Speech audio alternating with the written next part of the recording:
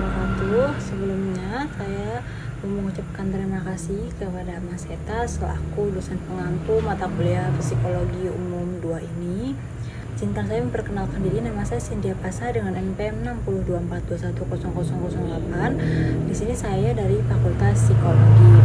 Saya akan mempresentasikan materi mengenai inteligensi.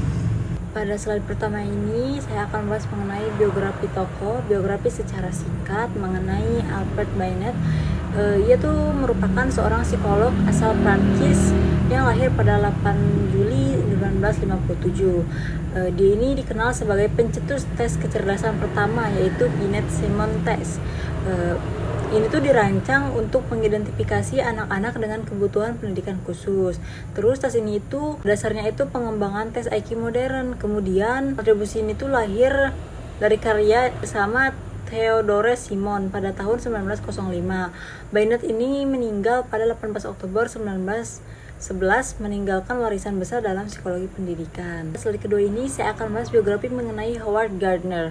Dia itu merupakan psikolog asal Amerika yang lahir pada 11 Juli 1943. Nah, itu dikenal karena teorinya yaitu multiple intelligence, atau bisa disebut dengan kecerdasan majemuk. Nah, ini tuh bisa mengidentifikasi berbagai jenis kecerdasan manusia seperti linguistik, logika matematika, musikal, spasial, kinestetik, interpersonal, dan naturalis. Teori ini itu diperkenalkan dalam bukunya Frames of Mind pada tahun 1983. Dia juga merupakan dosen dari Harvard. Lalu di sini ada pendapat Albert. Menurut Albert Binet, inteligensi itu adalah kemampuan multifaset yang terus berkembang melalui pendidikan dan pengalaman. Dan dia tuh melihat inteligensi ini sebagai kemampuan untuk menilai, memahami, dan memecahkan masalah secara efektif yang mencerminkan akal sehat atau kecerdasan praktis.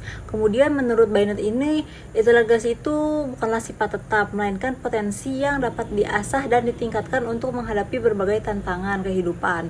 Nah, pandangan ini tuh menjadi dasar pengembangan tes inteligensi yang bertujuan untuk mengenali kebutuhan khusus anak dalam pendidikan. Kemudian ada pendapat Howard.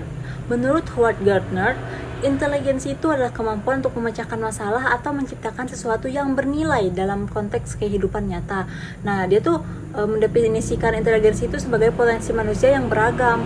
Jadi bukan hanya terbatas pada kemampuan akademiknya dia, namun logikanya dan bahasanya dia juga sangat berpengaruh. Kemudian itu mencakup berbagai jenis kemampuan lainnya yang mencerminkan cara seseorang memahami dan beradaptasi dengan dunia. Lalu ada pengertian. Nah, inteligensi itu adalah kemampuan seseorang untuk memahami, memproses, dan menggunakan informasi untuk menyelesaikan sebuah masalah. Kemudian bisa menciptakan pengetahuan baru serta mencapai tujuan secara efektif dan efisien. Kemudian inteligensi itu mencakup potensi belajar, mengenali serta mengembangkan bakat. Lalu menyesuaikan cara belajar yang sesuai dengan kemampuan individu. Selain itu, inteligensi ini tuh berperan sebagai pemandu dalam memecahkan masalah sehari-hari sehingga dapat memberikan kontribusi positif terhadap perkembangan dan keberhasilan seseorang. Di sini ada komponen inteligensi. Ada 3 komponen, yaitu yang pertama kemampuan menilai. Kemampuan menilai itu untuk membuat keputusan yang bijak berdasarkan situasi tertentu dan informasi yang tersedia. Yang kedua ada kemampuan berpikir rasional. Nah, ini tuh untuk berpikir logis dan sistematis dalam memecahkan masalah atau menemukan solusi. Nah, lalu ada kemampuan beradaptasi. Nah, ini tuh kemampuan yang ini untuk menyesuaikan diri dengan lingkungan secara efektif dan menghadapi tantangan baru. Hal-hal yang mempengaruhi inteligensi. Nah, itu ada 2 faktor.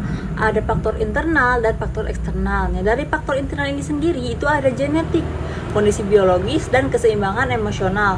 Nah, genetik ini tuh keturunan berperan dalam menentukan potensi dasar inteligensi seseorang. Jadi bisa saja sudah menurun dari kedua orang tuanya. Kemudian ada kondisi biologis seperti kesehatan otak, nutrisi, dan pola makan yang baik berpengaruh pada perkembangan intelektual.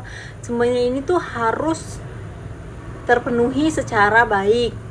Kemudian ada keseimbangan emosional, di mana kondisi mentalnya itu stabil, dapat meningkatkan kemampuan berpikir dan memecahkan masalah. Karena kondisi emosional itu ada seperti kita biasa saja, kemudian kita marah, sedih, ceria, itu tuh bisa mempengaruhi faktor eksternal. Ada lingkungan keluarga, pendidikan dan pembelajaran, interaksi sosial, dan kondisi lingkungan fisik. Nah, di lingkungan keluarga ini tuh ada dukungan, pola asuh, dan pendidikan awal dari keluarga untuk mempengaruhi perkembangan intelijensinya. Jadi ada pendidikan dari ibu, ayah, mungkin kakek dan nenek, atau mungkin tante dan om, serta saudara yang lainnya. Kemudian ada pendidikan dan pembelajaran. Nah ini tuh akses terhadap pendidikan itu sangat berkualitas, dan stimulasi intelektual melalui kegiatan belajar sangat penting.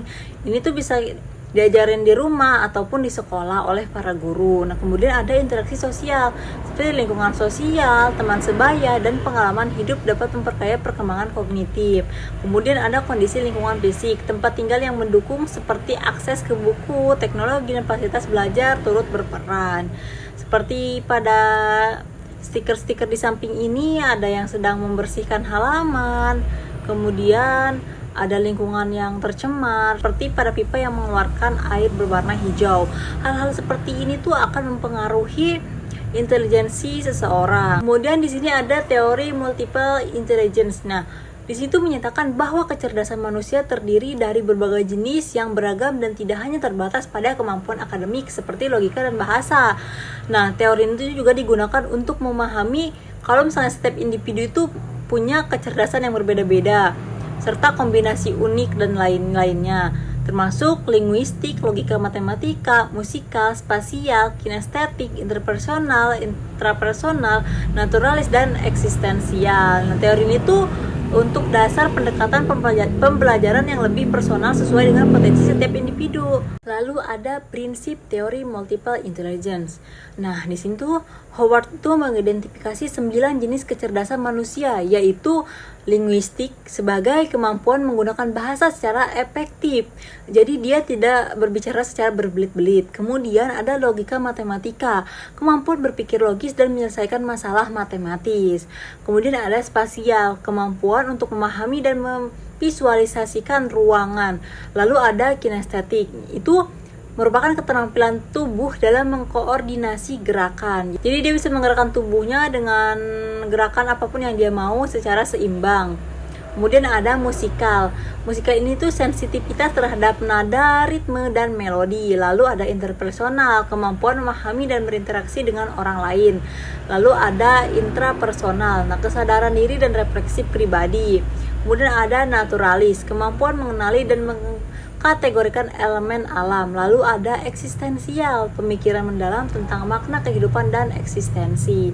Nah, di teori ini itu menyarankan kalau misalnya siswa itu akan lebih mudah memahami pelajaran jika materi disampaikan sesuai dengan jenis kecerdasan yang paling dominan dalam diri mereka. Nah, di sini ada alat ukur. Nah, tapi teori multiple intelligence ini nggak memiliki alat ukur yang standar untuk menilai semua jenis kecerdasan secara langsung. Tapi dia punya alat ukur yang biasa atau umum digunakan. Ada kuesioner atau survei, yaitu menggunakan serangkaian pertanyaan untuk mengetahui kecenderungan seseorang dalam berbagai jenis kecerdasan. Nah, kemudian ada observasi. Guru atau pengamat memperhatikan perilaku dan keterampilan seseorang dalam situasi tertentu, seperti di sekolah atau di tempat kerja. Nah, lalu ada tes psikologis. Nah, tes ini itu dirancang untuk mengevaluasi kemampuan spesifik seperti linguistik, spasial, atau logika matematika. Tes ini tuh sering disesuaikan dengan teori Gardner. Nah, lalu ada portofolio karya. Dilakukan dengan menilai hasil kerja kreatif dan keterampilan seseorang seperti seni, musik, atau kemampuan teknis untuk mengidentifikasi kecerdasan dominan. Lalu ada wawancara. Nah, di sini tuh merupakan sesi diskusi mendalam untuk memahami preferensi, motivasi, dan cara berpikir seseorang dalam berbagai konteks. Kemudian di sini tuh ada studi kasus, yaitu membahas mengenai pengaruh intelijensi dan bakat pada prestasi akademik siswa yang dihubungkan dengan teori multiple intelligence. Nah, jadi di sini tuh guru tuh perlu mengidentifikasi intelijensi dominan siswa melalui observasi atau alat ukur sederhana. Nah, kemudian diterapkan metode pengajaran yang sesuai dengan berbagai jenis intelijensi, seperti menggunakan gambar dan video untuk intelijensi visual, elemen musik untuk intelijensi musikal, kemudian aktivitas fisik untuk intelijensi kinestetik, atau diskusi kelompok untuk intelijensi interpersonal. Kemudian pengaturan kelas juga perlu disesuaikan, seperti membuat kelompok belajar kecil, mengatur kelas melingkar, atau melibatkan aktivitas luar ruangan. Nah, jadi karena di sini ada 3 slide yang membahas mengenai kasus, jadi saya tidak akan membacakan semua, saya hanya akan membacakan di awalnya saja, kemudian saya akan lanjut pada metodologi penelitian dan penyelesaian. Jadi metodologi penelitian yang digunakan dalam penyelesaian kasus ini tuh adalah studi pustaka. Nah, itu dilakukan dengan mengkaji berbagai literatur relevan terkait intelijensi, bakat, dan prestasi siswa. Nah, proses ini tuh meliputi identifikasi tema utama yang berhubungan dengan topik penelitian, diikuti dengan pengumpulan literatur dari berbagai sumber seperti artikel ilmiah, jurnal, proceeding seminar, serta buku referensi dalam bentuk cetak maupun digital. Lalu pada slide ini tuh ada literatur yang telah terkumpul, kemudian dianalisis dengan membaca, mencermati, dan meringkas isinya. Nah, ini tuh digunakan untuk memperoleh pemahaman mendalam. Kemudian ada konsep dan teori dari literatur tersebut, dirumuskan dan diinterpretasikan secara tematik.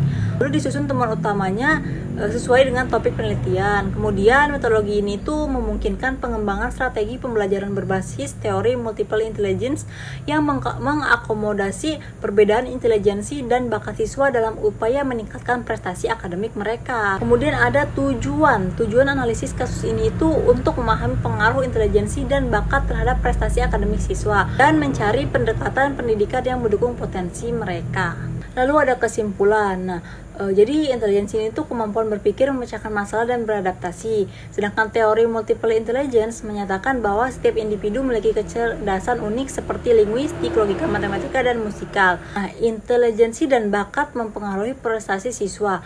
Kemudian teori ini tuh mendorong pembelajaran variatif. Nah, teori ini tuh mendorong pembelajaran variatif agar potensi siswa berkembang optimal. Lalu pemahaman itu penting untuk menciptakan pendidikan yang lebih inklusif dan efektif. Di sini ada beberapa referensi. Saya menggunakan 3 jurnal referensi, yaitu dari Universitas Syiah Kuala Aceh, dari Jurnal Pendidikan Islam, kemudian dari Jurnal Sosial dan Teknologi. Tanpa berlama-lama, saya ingin mengucapkan terima kasih telah menyimak atau telah mengikuti presentasi saya dari awal hingga akhir ini. Saya ucapkan terima kasih dan sampai berjumpa lagi di tugas-tugas selanjutnya.